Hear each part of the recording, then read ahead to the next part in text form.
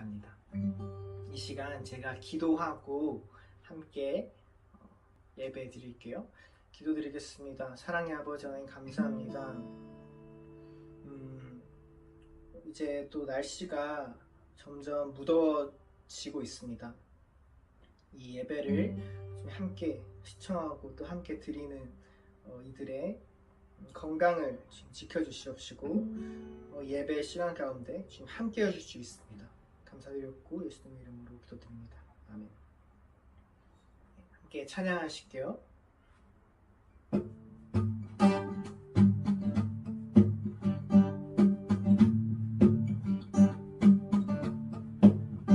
주를 앙모하는 자 올라가 독수리같이 주를 앙모하는 자 올라가 독수리같이 모든 싸움 이기고 근심 걱정 벗은 후 올라가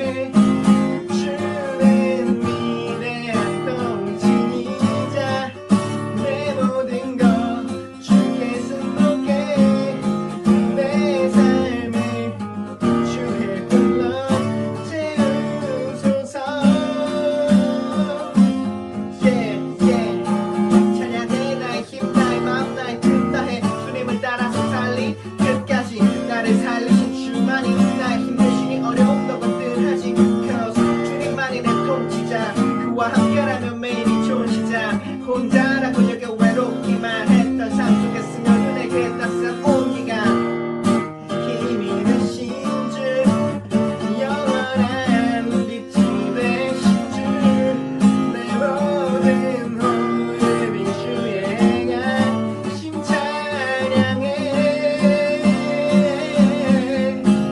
주는 위대한 통치자 내 모든 것 주께 승복해 내 삶을 주의 불로 채우소서 내 맘에 힘이 되신 주 내 맘에 힘이 되신 주 영원한 빛이 되신 주 내 모든 도움을 주의 행하심 찬양해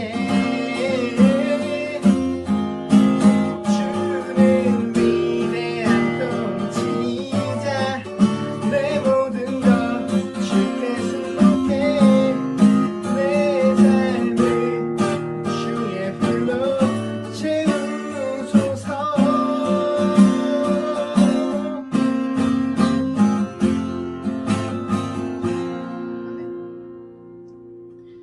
아멘. 이 시간 함께 예배 위해서 잠깐 같이 기도하겠습니다.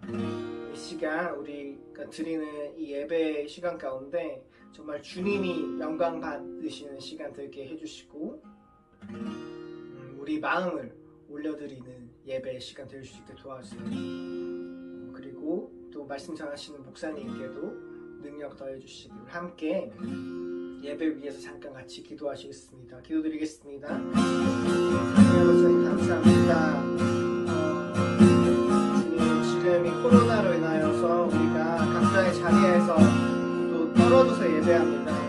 함께 모여서 그 예배할 그날이 속히 올 수 있도록 도와주시옵시고 주님 이 시간 우리가 예배 드릴 때 우리 마음이 주님 한 분을 바라기에 소망합니다. 이 시간이 주님 앞에 온전히 구별되어 올려지기를 소망하오니 이 시간 가운데 주님만이 주인 되어 주시옵시고 주님만이 우리를 다스려 주시옵소서. 지도해 주시옵소서.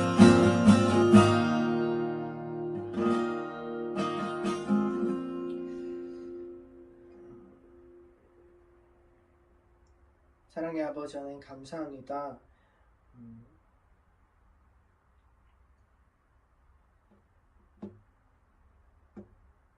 우리가 각자의 자리에서 주님을 예배합니다. 우리가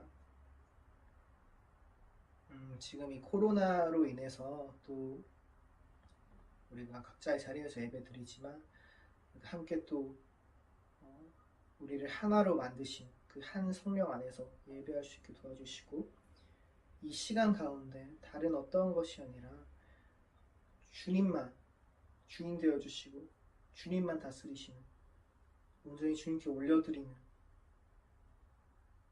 예배의 시간 될 수 있게 도와주세요. 감사드립니다. 예수님의 이름으로 기도드렸습니다. 아멘. 이 시간 사도신경으로 우리 신앙을 고백하겠습니다. 나는 전능하신 아버지 하나님, 천지의 창조주를 믿습니다.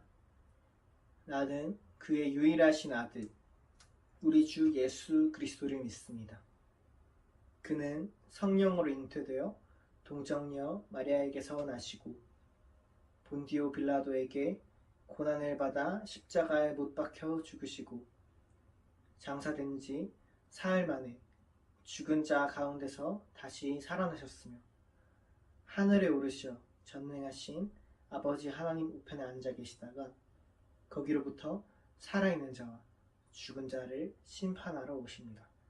나는 성령을 믿으며 거룩한 공교회와 성도의 교제와 죄를 용서받는 것과 몸의 부활과 영생을 믿습니다. 우리 함께 기도하시겠습니다. 하나님 아버지 은혜를 감사합니다. 벌써 6월이 되었습니다. 이 올해도 반년이 벌써 지나가고 있습니다. 여러 가지 정치, 경제, 사회, 문화 어려운 가운데 특별히 우리가 믿음을 잃어버리고 우리가 세상 가운데 방하는 우리를 불쌍히 여겨주시옵시고 우리가 아버지 주님께 돌아오는 역사가 일어날 수 있도록 하나님 아버지 인도하여 주시옵소서. 세계 정치 경제 이제 전쟁과 또 여러 가지 경쟁 어려움과 또 우리 이 인간의 또 이 타락한 이런 관계 어려움과 우리가 이제 많은 이 물질적인 풍요는 이뤘지만 우리 마음이 우리가 강팍해지고 또 우리 관계가 소원해지고 전부 다 자기 이익을 이제 구하는 그런 세대가 됐습니다. 오늘 우리가 다시 하나님의 사랑을 깨닫고 우리가 서로 사랑하며 또 우리가 서로 이웃을 위하여 정말 배려하고 또 나라 민족을 위해서 우리 기도하며 세계 평화를 위해서 우리가 또 기도하고 또 열방을 위해서 우리가 기도하며 선교하는 그런 대한민국 될 수 있도록 하나님 인도하여 주시옵소서. 오늘도 신령과 진정으로 예배게 하시며 말씀으로 은혜 받아 세상 가운데 승리하는 저희들 되게 하여 주시옵소서. 감사드리며 예수님 이름으로 기도했습니다. 아멘. 안녕하세요. 백목사의 세상 읽기. 이번 시간은 전시작전권 환수의 문제점에 대해서 알아보도록 하겠습니다.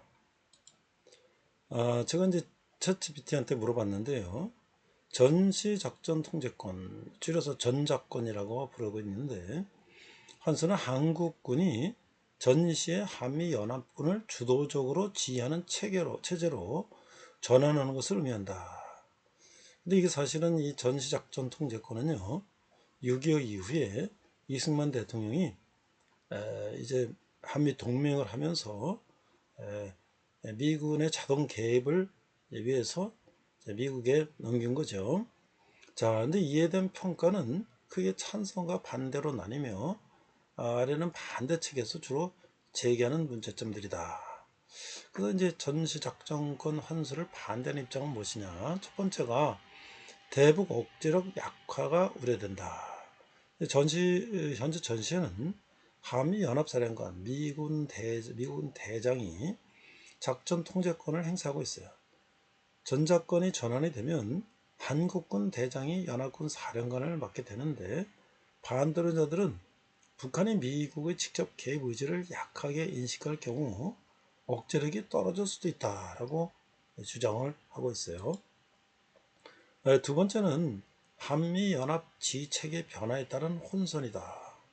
그 전작권이 전환된 후에는 한국군 주도로 미군 지원 체제로 바뀌게 되는데 새로운 지휘체계가 실제 전쟁 상황에서 원활하게 작동할지 검증이 필요하다는 지적이 있어요.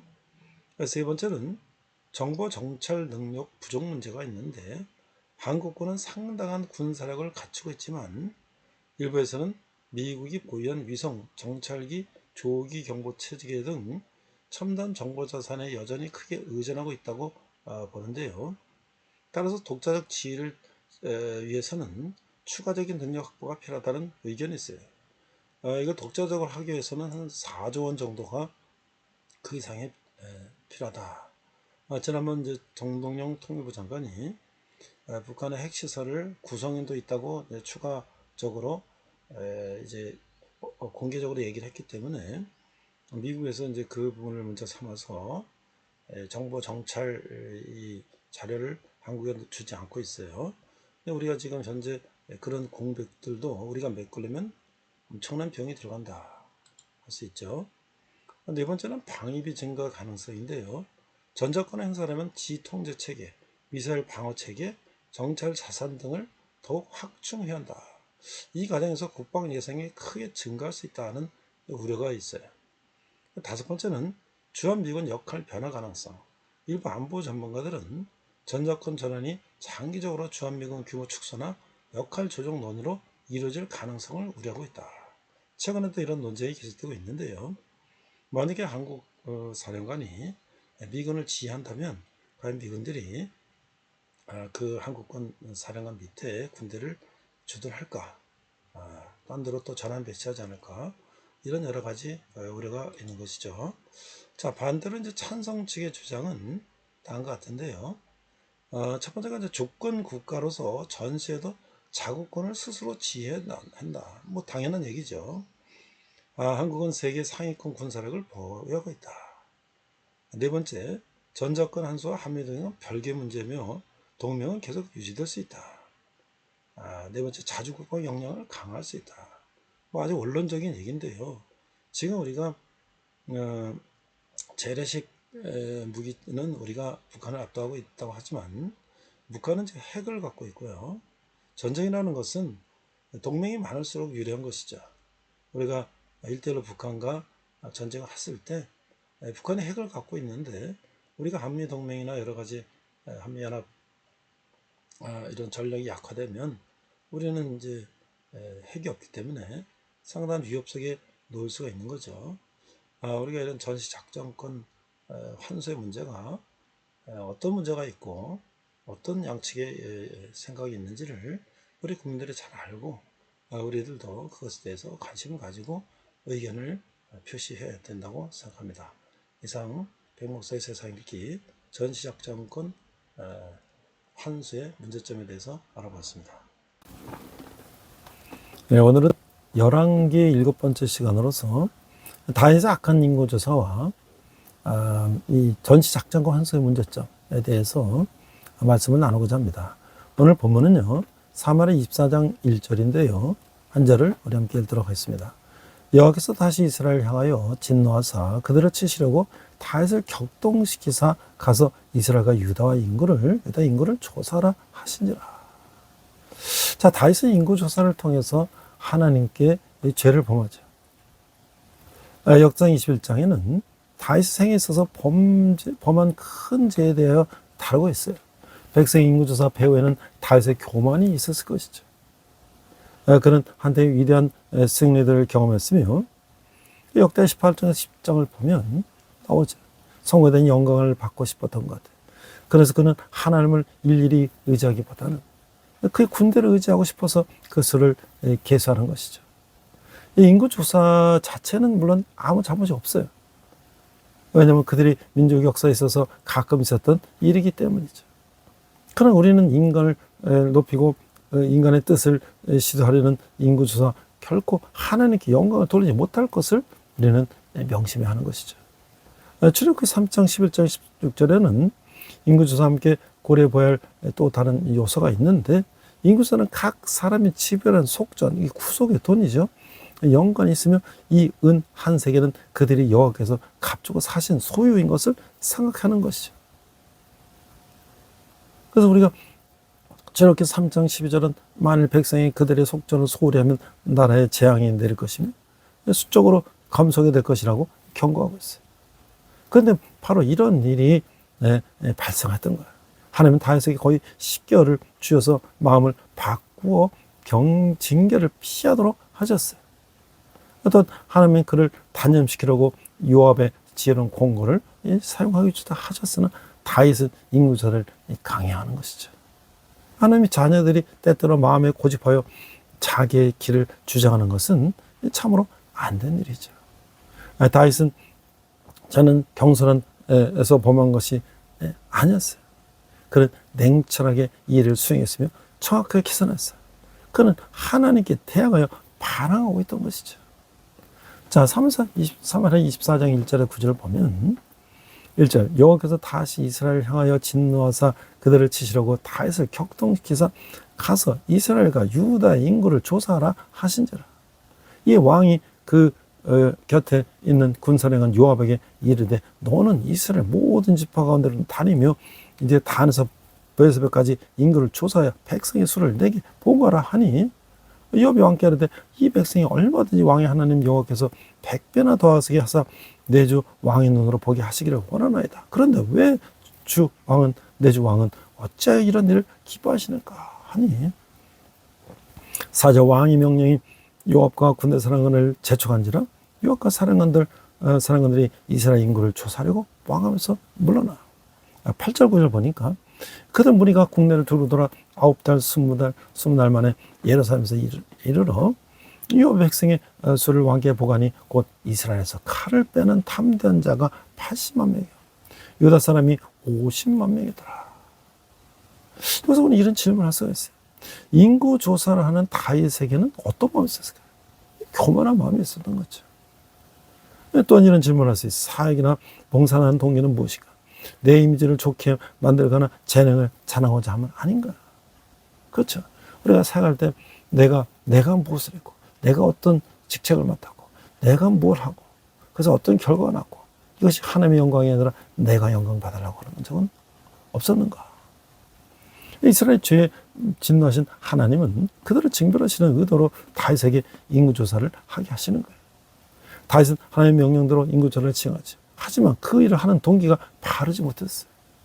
인구조사를 실시하는 것 자체는 역한 일이 아니지만, 그러나 다윗은 이를 통해서 자신의 권세를 과시하고 왕권을 강화시키려는 의도를 품고 있었어요. 이런 동기는 하나님을 의지하지도 신뢰하지도 않는 교만에서 비롯된 거죠. 군사령관 요압은 다윗의 명령에 반대했지만 다윗이 이 충언도 듣지 않고 재촉하자 마지못해 임무를 수행하게 하는 거죠. 성도는 하나님의 명령을 따를 때도 자신의 동기를 항상 점검해야 하는 것이죠. 그래서 하나님의 징벌이 내리는데 10절에 보니까 다윗이 백성을 조사한 후에 그의 마음에 자책하고 다윗이 여호와께 아뢰되 내가 이 일을 행함으로 큰 죄를 범하나이다. 여호와의 죄 간구함나니 종의 죄를 사하여 주시옵소서. 내가 심히 미련하게 하나이다 하니라. 다윗이 아침에 일어날 때 여호와의 말씀이 다윗의 선견자 된 선지자 갓에게 임하여 이르시되, 그래서 다윗에게서 말하기를 여호와께서 이와 같이 말씀하시기를 내가 네게 세 가지를 보이노라. 너를 위하여 너는 그 중에서 하나를 택하라. 내가 그것을 네게 행하리라 하셨다 하시니, 같이 다윗에게 이르되 왕이 땅에 7년 기근이 있을 것입니까? 혹은 왕이 원수에게 쫓겨 석 달 동안 그들 앞에서 도망할 것입니다. 그러니까 혹은 왕이 땅에 사흘 동안 전염병이 있을 것이니까 왕은 생각하여 보고 나를 보내신 에게 무엇을 대답하게 하소서 하는지라. 그래서 14절에 보니까 다윗이 갓에게 이르되 내가 고통 중에 있도다. 청하건대 여호와께서는 긍휼이 크시니 우리가 여호와의 손에 빠지고 내가 사람의 손에 빠지지 아니하기를 원하노라 하시니라. 그러니까 이제 온역을 이제 하나님께 받겠다는 거죠. 자, 이런 질문을 할 수가 있어요. 죄에 대해서 징벌하신 하나님과 그분 손에 징벌 당하기를 선택하는 다윗의 모습에서 무엇을 깨닫나요? 하나님은 다윗을 사랑하시는 거예요. 또 이런 질문을 할 수 있어. 내 잘못으로 인해 당하는 고통인데도 억울하고 하나님 원망스럽다면 어떤 마음을 가져야 될까요? 우리는 하나님 앞에 무릎 꿇어야 되는 거죠. 영적으로 성숙한 사람일수록 죄에 민감한 거예요. 다윗의 인구조사를 시행한 후에 죄책감에 시달리죠. 자신의 위엄과 권력을 자랑하려는 동기로 그 일을 했음을 인정하며 하나님 앞에 미련한 행동을 뉘우치고 용서를 구하는 것이죠. 하나님은 다윗의 교만을 꺾으시고자 세 가지 징벌 중 한 가지를 택하게 하시죠. 그 징벌은 이스라엘 땅에 7년 기근이 드는 것이고, 다윗이 원수에게 쫓겨 석 달간 도망하는 것이고, 이스라엘 땅에 3일 동안 전염병이 있는 것이죠.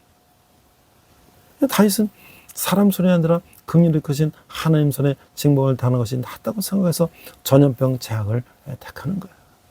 오랜 인류의 죄를 뒤집어 쓰신 하나님의 아들이 십자가에서 무참히 처형당하셨을 만큼 죄의 대가가 끔찍하고 무섭다는 것을 알고 아무리 작은 죄라도 멀리하는 거예요. 자, 그래서 다윗의 인구조사를 누가 시켰을까에 대해서 우리가 이제 사무엘하 24장 1절은 여호와께서 다시 이스라엘을 향하여 진노하사 그들을 치시려고 다윗 왕을 격동시키사 가서 이스라엘과 유다의 인구를 조사라 하신지라 라고 기록했어요. 하나님이 다윗에게 인구 조사를 시키고 진 주체로 나오는 거예요. 역대상 21장 1절에는 사탄이 일어나 이스라엘을 대적하고 다윗을 충동하여 이스라엘을 계수하여 하게 하니라 라고 기록되어 있죠. 자, 사탄이 인구조사의 주동자라는 거예요. 다윗 인구조사를 하나님과 사탄이 하게 했다는 상반된 기록을 우리는 어떻게 이해해야 될까요? 역대상과 사무엘을 함께 읽으면 사무엘 24장 1절은 하나님의 허용적 의지를 다루고 있음을 보는 거예요. 하나님의 인구조사를 하도록 내버려 두셨고 사탄이 다윗을 격동시킨 진짜 범인이라고 보는 거죠. 월터카이저는 역대상 21장 1절과 사무엘 24장 1절 사이의 관계는 히브리적 사고를 이행할 때만 해결된다고 말했어요. 그러나 하나님이 무엇이든 허용한다면 그것은 곧 하나님이 행하신다고 여기는 것을 히브리적 사고라고 했어요. 하나님 인구조사를 허용하심을 통해 하나님은 그 행위를 하신 분처럼 생각하는 것이죠. 하나님의 섭리 아래 모든 것은 궁극적으로 하나님의 뜻 가운데서 이루어진다고 믿는 거예요. 이 역대기 기자는 인간 범죄의 주체는 사탄이며 하나님이 사탄을 심판과 훈련, 연단의 도구로 삼으신다고 말하고 있는 거죠. 자, 이제 우리가 또 회개와 후회의 차이를 한번 생각해 볼 수가 있는 거예요. 신앙은 방향성이죠. 세례요한의 한마디 외침은 회개하라, 천국이 가까웠느니라. 그랬어요. 회개란 헬라어의 정확한 뜻은 180도 방향을 바꾼다는 거예요. 회개와 후회의 차이가 무엇이죠? 프란시스 샤퍼는 눈물 한 방울 없이도 할 수 있는 것이 회개라고 했어요. 한 사람이 길을 가는데 가다가 잘못을 깨닫고 울어요. 내가 미친놈이지, 내가 잘못했지 하면서 대성통곡합니다. 그러나 일어서 다시 그 길을 계속 가는 거예요. 이것을 후회라고 해요. 하지만 회개는 다르죠. 회개는 자기 잘못을 깨닫고 방향을 바꾸는 거예요. 이제 어제 도둑질한 사람이 회개했다면 오늘 도둑질을 안 하는 거죠. 삶을 바꾸는 거예요. 내가 미친놈이지, 도둑질하는 이 손목을 잘라라고 하면서 그 손으로 도둑질을 또 하면 그것은 후회를 했을 뿐이죠. 가룟 유다는 후회를 했고 베드로는 회개를 했어요. 방향성이 문제죠. 우리가 이 땅에서 세상 사람과 똑같이 살아가는 것 같아도 분명히 다른 점이 있어요. 그것은 우리의 방향성이 하나님께 향해 있어야 한다는 것이죠. 하나님께 향하지 않는 우리의 방향성은 결국 파벨탑을 쌓고 자기 이름을 내는 것일 뿐 이런 거예요. 신앙의 방향성은 늘 하나님께 맞춰져 있어야 한다는 거예요. 이게 바로 김남국의 넌 내가 책임지다에 나오는 자료를 인용했어요.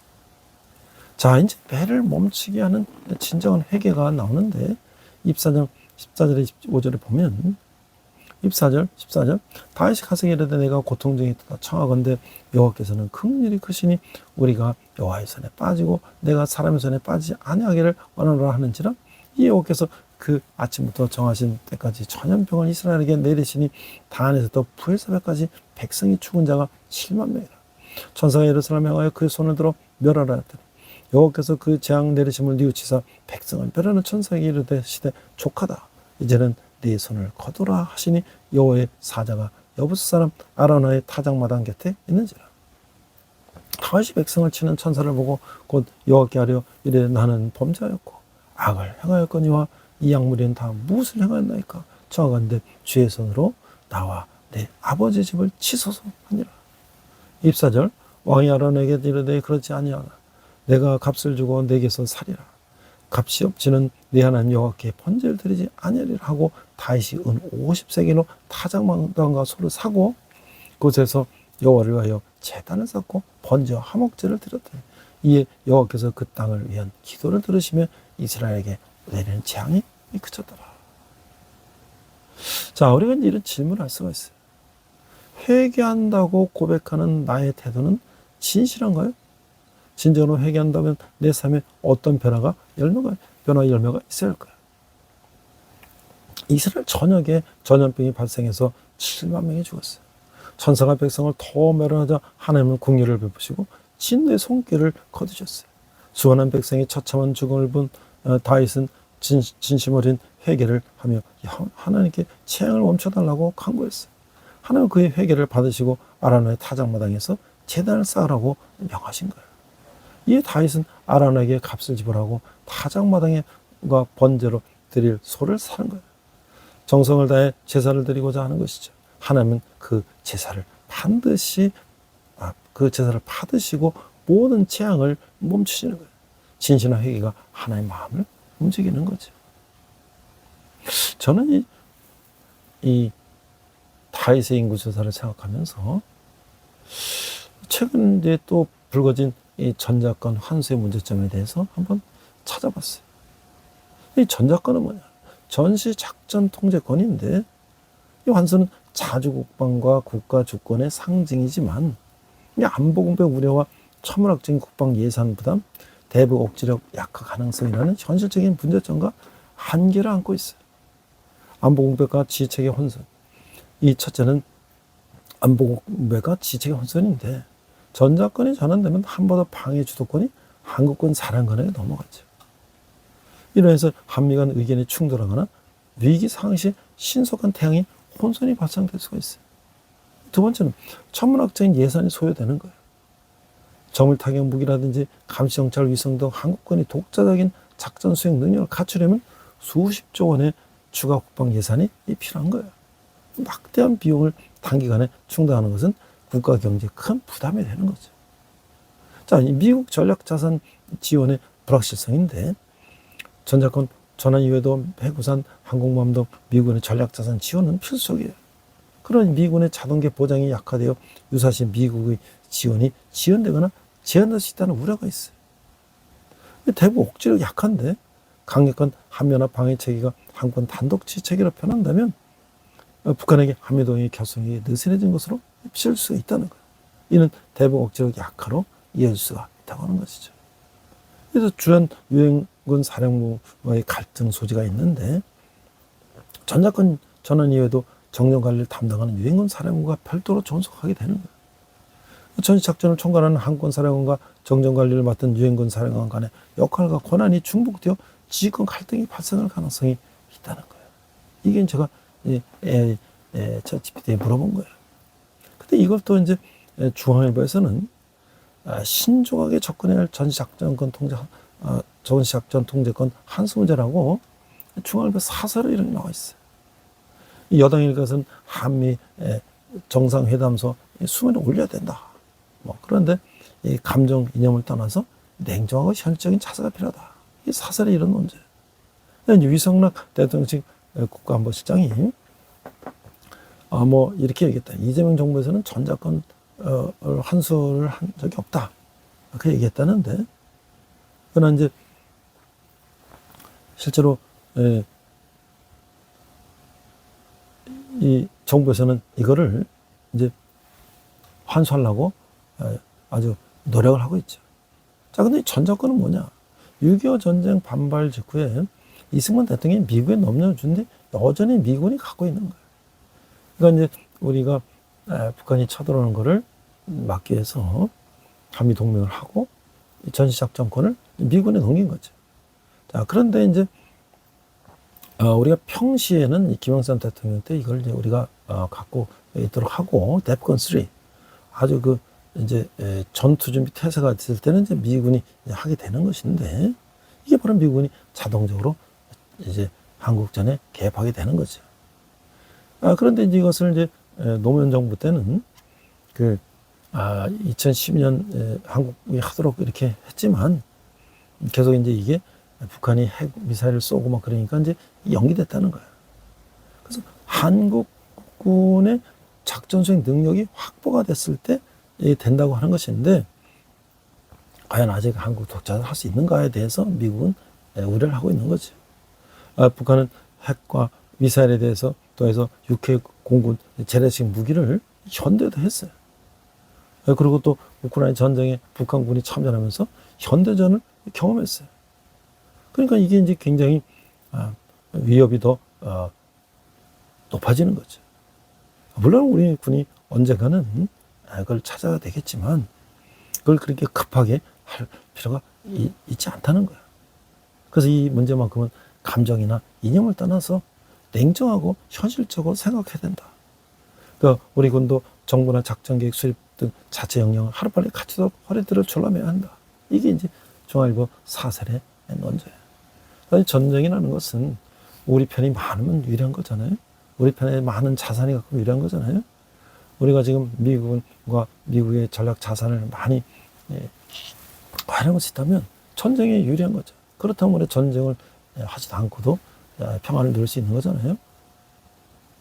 이게 얼마나 우리 정치인들이 국가에 대한 이런 안보에 대해서 교만하게 접근하는가를 생각할 수 있는 거죠.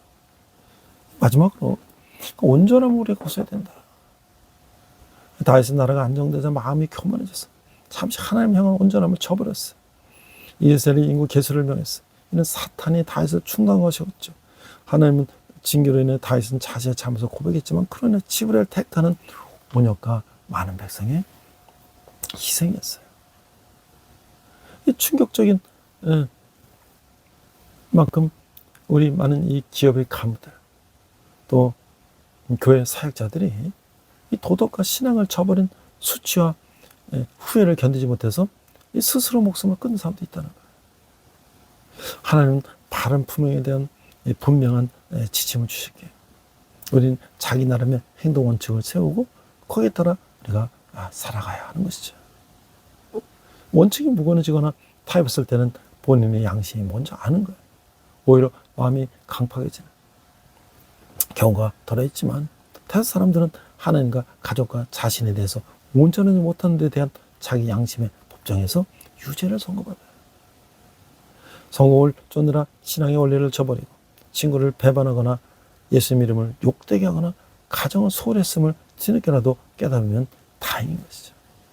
바로 그 때를 위해서 주어진 성경의 약속이 있기 때문인 거예요.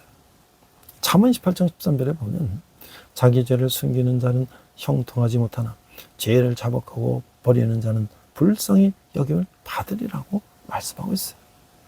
마하트마 간디는 그리스도는 아니었지만 한 사람의 리더로서 자신이 어떻게 살다 죽어야 하는지에 대해서 신조를 세웠고 죽기까지 그 신조에 충실했던 사람이었어요.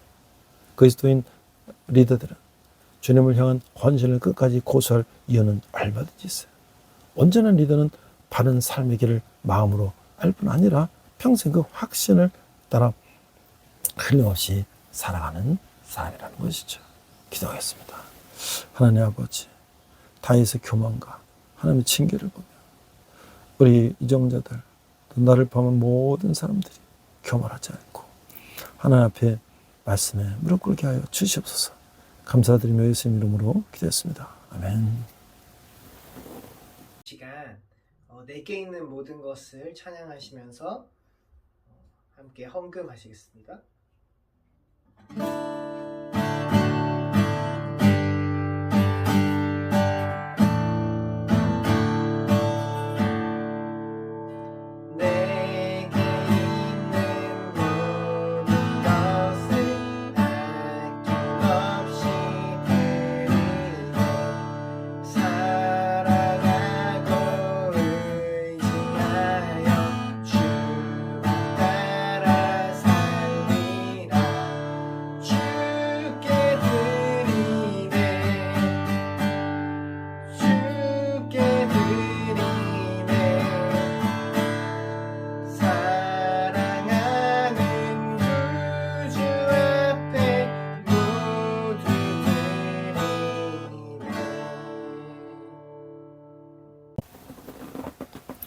네, 벌써 6월도 이제 6월이 접어들고 올해도 이제 반년이 벌써 지나고 있습니다.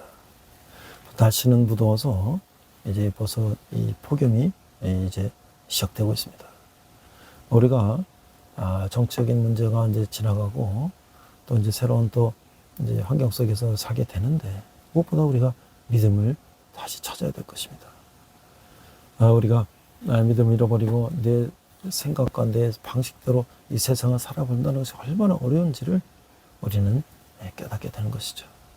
언제나 하나님께 돌아와서 하나님 말씀에 힘입어서 이 어려운 세상을 승리하는 저와 여러분 되시기를 주님 이름으로 축원합니다.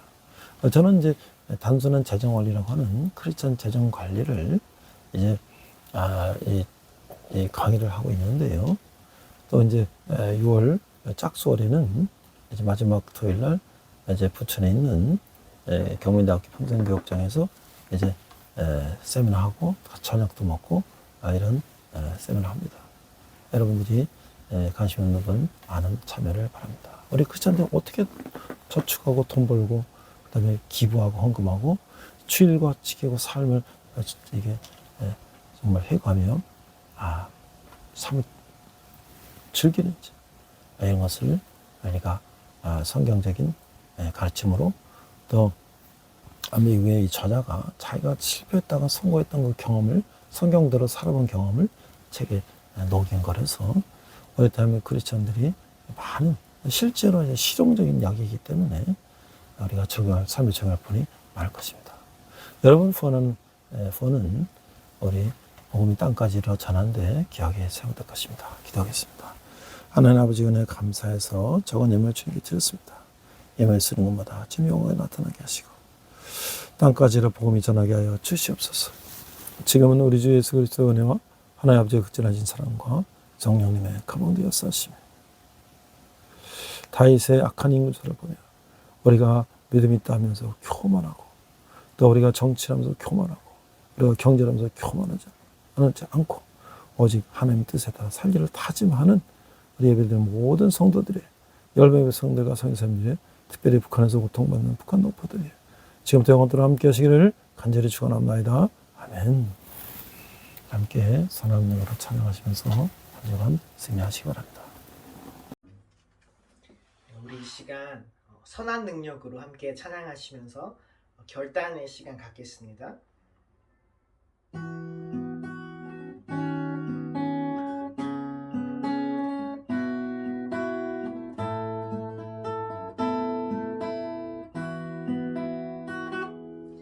그 선한 힘에 고요히 감싸여 그 놀라운 평화를 누리며 나 그대들과 함께 걸어가네 나 그대들과 하늘을 여네 지나가 너물 어둠의 날들이 무겁게 내 영혼 짓눌러도 오 주여 우릴 외면치 마시고 약속의 구원을 이루소서 그 선한 힘이 우릴 감싸시니 믿음으로 일어날 일 기대하네 주 언제나 우리와 함께 계셔 하루 또 하루가 늘 새로워 주께서 밝히신 작은 촛불이 어둠을 헤치고 타오르네 그 빛에 우리 모두 하나 되어 온 누리에 비추게 하소서 그 선한 힘이 우릴 감싸시니 믿음으로 일어날 일 기대하네 주 언제나 우리와 함께 계셔 하루 또 하루가 늘 새로워 이 고요함이 깊이 번져갈 때 저 가슴 벅찬 노래 들리네 다시 하나가 되게 이끄소서 당신의 빛이 빛나는 이밤 그 선한 힘이 우릴 감싸시니 믿음으로 일어날 일 기대하네 주 언제나 우리와 함께 계셔 하루 또 하루가 늘 새로워 그 선한 힘이 우릴 감싸시니 믿음으로 일어날 일 기대하네 주 언제나 우리와 함께 계셔 하루 또 하루가 늘 새로워 주님과 동행하시는 복된 한 주 되시길 축복합니다.